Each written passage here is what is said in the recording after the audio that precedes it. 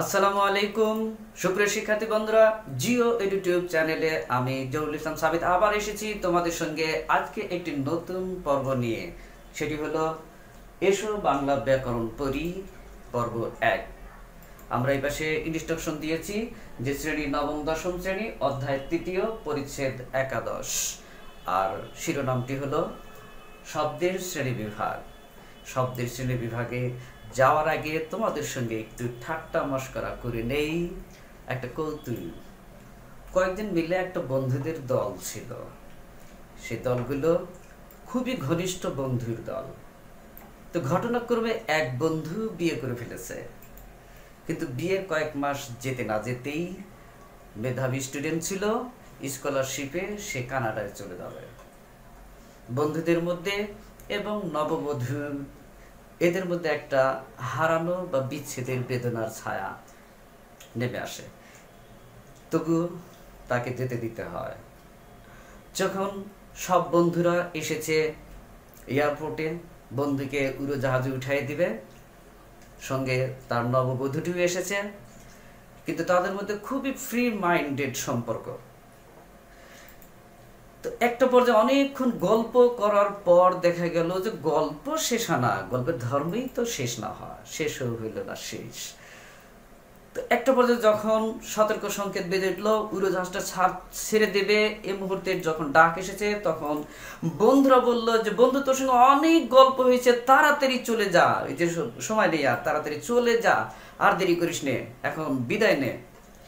তাহলে ওই বন্ধুটা বেদনা ভারাক্রান্ত হৃদয়ে বলল যে আচ্ছা যাবো তো যাবই, তোদের সঙ্গে এতক্ষণ কথা বললাম, আমার নববধূটার সঙ্গে শেষ বিদায়টা নেব না? শেষ বিদায়কালে তার সঙ্গে একটু হাসি ঠাট্টা মুখে বিদায় নেব, আর সবশেষে একটা বিদায়ী চুম্বনও দিতে দিবি না? তখন বন্ধুরা তড়ি ঘড়ি বললো আচ্ছা তুই যা, তো তোর ওই বিদায়ী চুম্বনের দায়িত্বটা আমাদের উপরে দে, ওটা আমরা সেরে নেবো, তুই যা তাড়াতাড়ি।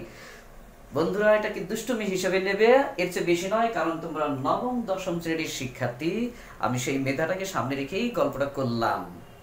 আর বন্ধুরা যে দায়িত্বটা নিয়েছিল, ওরা ওই দায়িত্ব নিয়ে থাক, আর তোমাদের জন্য আমি দায়িত্ব নিলাম আজকের এই পাঠের জন্য শব্দের শ্রেণী বিভাগ তোমাদের হৃদয়ে গেঁথে দেওয়ার জন্য। কিভাবে এই শব্দের শ্রেণী বিভাগ, এই পরিচ্ছেদটা অনেক সুন্দরভাবে মনে রাখতে পারবে, আমি আজকে এখানে তোমাদের সঙ্গে আছি সেটা বোঝানোর জন্য। দেখো আজকে আমি লিখেছি যে শব্দের শ্রেণী বিভাগ। এই শব্দের শ্রেণী বিভাগ করার জন্য বাংলা ব্যাকরণ একটু ভালো করে বিশ্লেষণ করলে দেখবে যে বাংলা ভাষায় প্রায় 5000 শব্দ সম্ভার নিয়ে একটি বিশাল ভাষা। এই 5000 শব্দ নিয়ে যে বাংলা ভাষা, এই বাংলা ভাষার সমস্ত শব্দকে 3টি দৃষ্টিকোণ থেকে ভাগ করা হয়েছে। কয়টি? 3টি দৃষ্টিকোণ থেকে।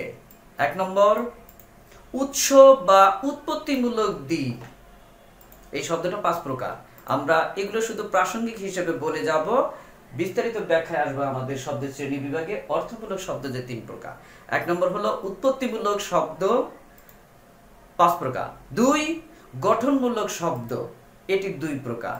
3 অর্থমূলক শব্দ, এটি 3 প্রকার। আমাদের আলোচ্য বিষয় শব্দের শ্রেণী বিভাগে এই শিরোনামে এটি, অর্থাৎ অর্থমূলক শব্দ 3 প্রকার। কিন্তু এই অর্থমূলক শব্দ তোমাদের নবম দশম শ্রেণীর ব্যাকরণ বইতে যে আলোচনাটুকু আছে, এখানে এই আলোচনা করতে গিয়ে মাত্র 16টা শব্দ নিয়ে আসা হয়েছে 3টি ভাগে।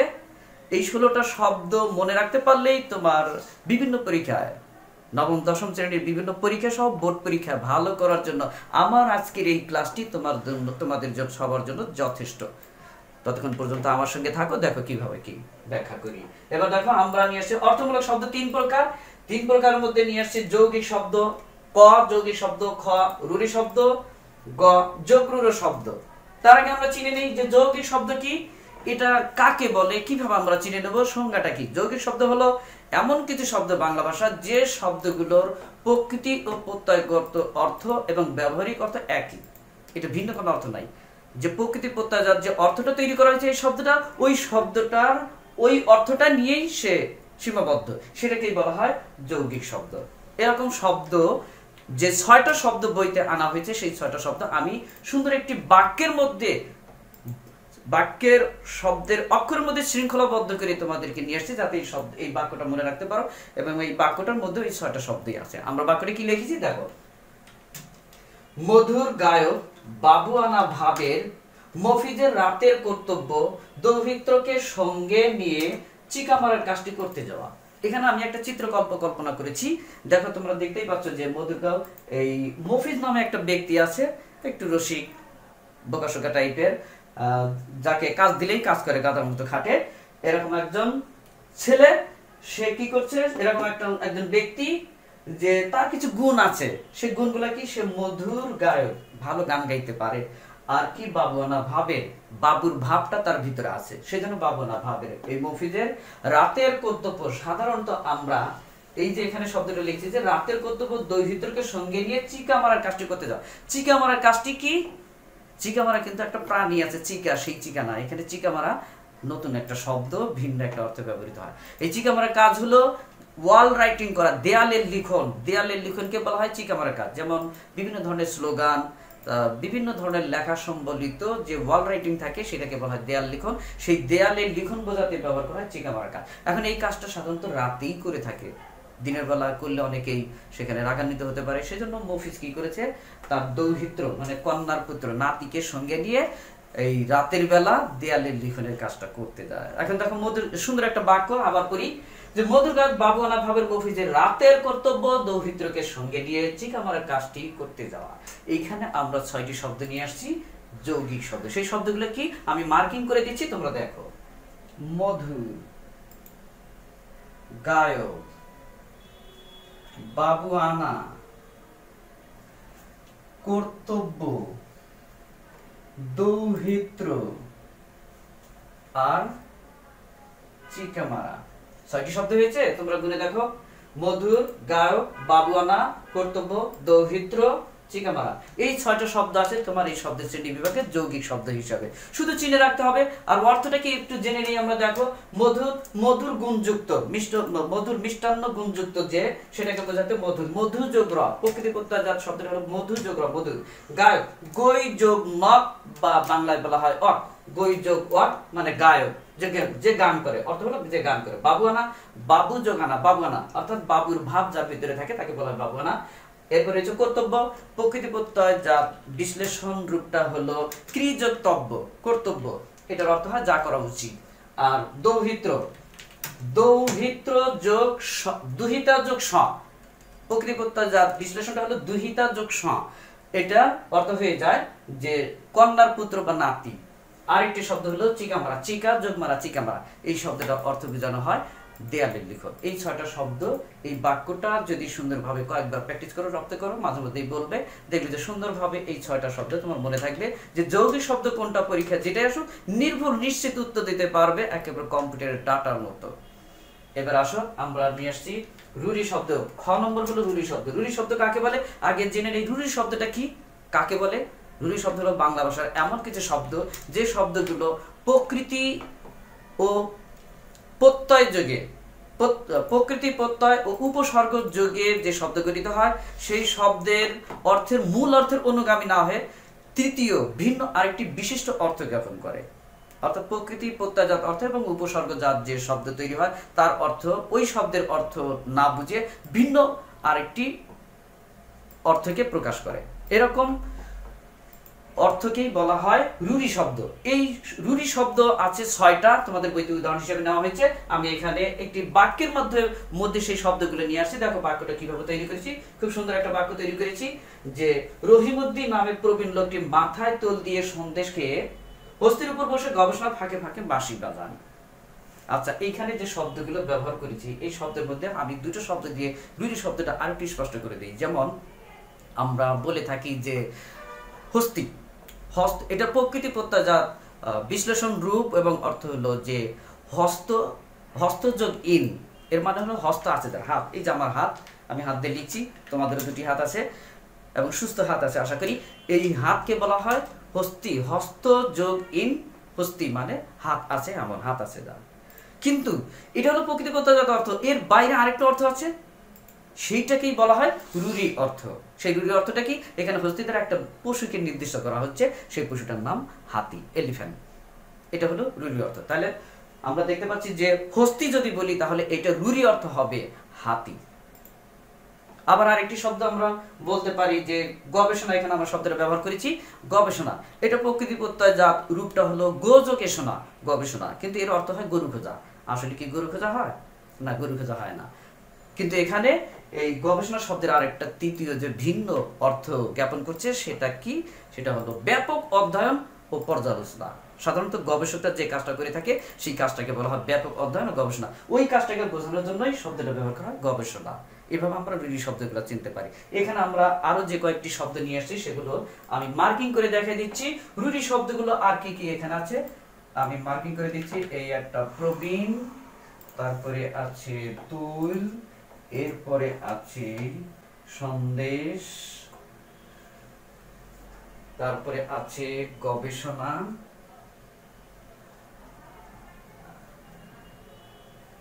আরেকটি শব্দ হস্তি,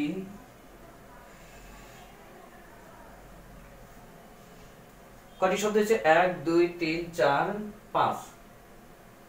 আরেকটি শব্দ আছে সেটা হলো বাঁশি। 6টি হয়েছে বন্ধুরা। শিক্ষার্থী বন্ধুরা দেখো, আমি রুঢ়ি শব্দ হিসেবে তোমাদের পাঠ্য বইতে ব্যবহৃত 6টি শব্দ দিয়ে একটা সুন্দর বাক্য তৈরি করেছি। এই বাক্যটা দ্রুত পড়লে বা আস্তে পড়লে কিভাবে তুমি প্র্যাকটিস করবে সেটা তোমার উপর নির্ভর করবে। দেখো আমি পড়ি কিভাবে। রহিমউদ্দিন নামে প্রবীণ লোকটি মাথায় তোল দিয়ে সন্দেশকে হস্তির উপর বসে গবেষণা ফাঁকে ফাঁকে বাঁশি বাজান। একজন বৃদ্ধ লোক, বৃদ্ধ বয়সে কি খালি গল্প করতে ইচ্ছা করে বা বই পড়তে ইচ্ছা করে অথবা গবেষণা করতে ইচ্ছা করে, এটা হলো বয়সের দোষ, বৃদ্ধ বয়সের দোষ। সেই বৃদ্ধ লোকটা রহিমউদ্দিন লোকটি প্রবীণ। সেই প্রবীণ লোকটির ভিতরে আমরা যে শব্দগুলো ব্যবহার করছি এই রুঢ়ি শব্দগুলোর অর্থ দেখো। প্রবীণ, এটার অর্থ হলো প্রকৃষ্ট রূপে বীণা বাজাতে পারে যিনি, প্রবীণ। কিন্তু আসলে এটা প্রকৃতি প্রত্যাজাত অর্থ, কিন্তু এর বাইরে যে বিশেষ অর্থ সেটা হলো অভিজ্ঞতা সম্পন্ন বয়স্ক ব্যক্তি। এটা হলো রুঢ়ি অর্থ। প্রবীণ শব্দের রুঢ়ি অর্থ কি? অভিজ্ঞতা সম্পন্ন বয়স্ক ব্যক্তি। এরপর আরেকটি শব্দ নিয়েছে তোল। তোল কি? তির্যক চিহ্ন পদার্থ, কিন্তু এখানে তির্যক চিহ্ন পদার্থকে নির্দেশ করবে না। এটা ওই প্রকৃতি প্রত্যাজাত অর্থের বাইরে এসে এখানে যে কোনো উদ্ভিজ পদার্থ জাত তোলকেই বুঝাবে তোল, যেমন বাদাম তেল। আবার আরেকটি শব্দ নিয়ে এসেছে সন্দেশ।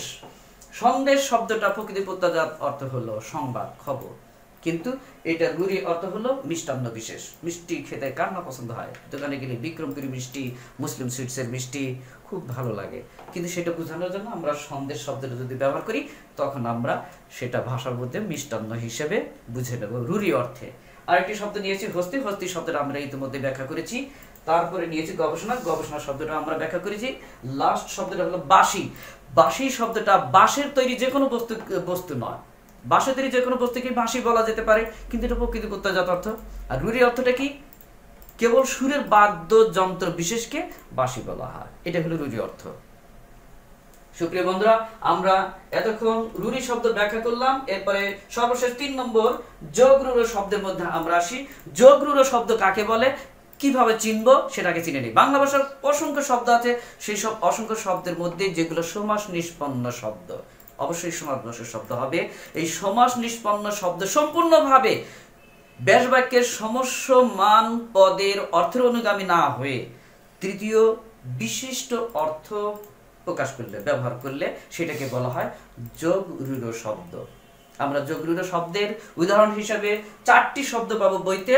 সেই 4টি শব্দ দিয়ে একটা সুন্দর বাক্য তৈরি করেছি, রসাত্মক বাক্য। দেখো, একজন রাজপুত কি করে? রাজপুত মামুন রাজকুমারীর জন্য পঙ্কজের সন্ধানে গিয়ে জলধিতে নেমে মহাযাত্রা করেন। আমরা সবাই বলি ইন্না লিল্লাহি ওয়া ইন্না ইলাইহি রাজিউন, কারণ এই মহাযাত্রা শব্দের অর্থ হলো মৃত্যুবরণ করা।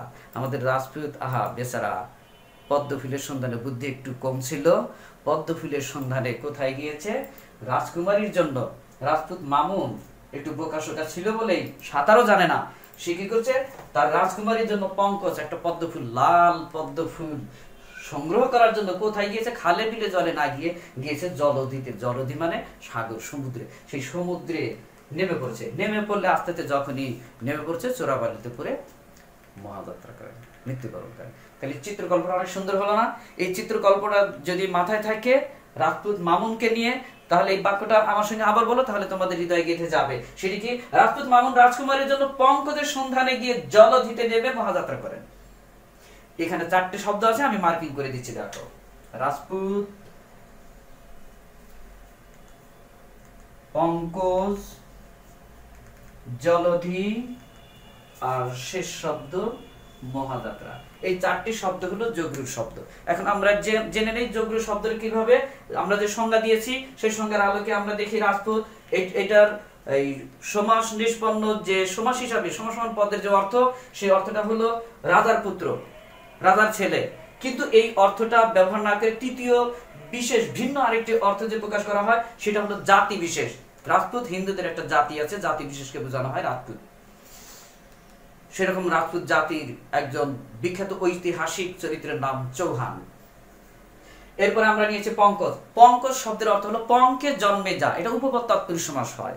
এই উপপদ তৎপুরুষ সমাস অর্থ অনুসারে পঙ্কে জন্মে যা সেগুলো হলো শাপলা, শালুক, পদ্ম, এরকম নানান রকমের উদ্ভিদ আছে কাদা পানিতে জন্মগ্রহণ করে। তবে পদ্ম ফুলটা দেখতে অনেক সুন্দর, তাই না?